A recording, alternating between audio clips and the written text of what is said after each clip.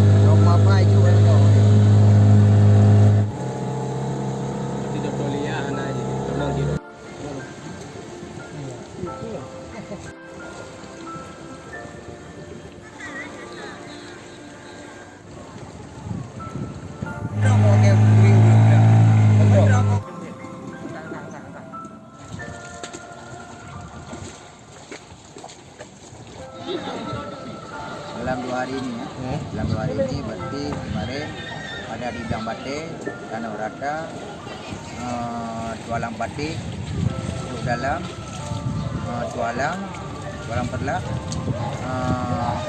Bilang Balu yang sudah diberikan berupa Indomie, beras, roti, gula, dan minyak makan. Sabar menghadapi ya semenjak apa orang ini masih membutuhkan. Oke.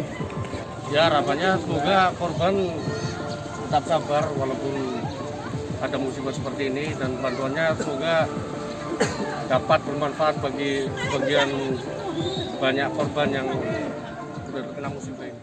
Oke.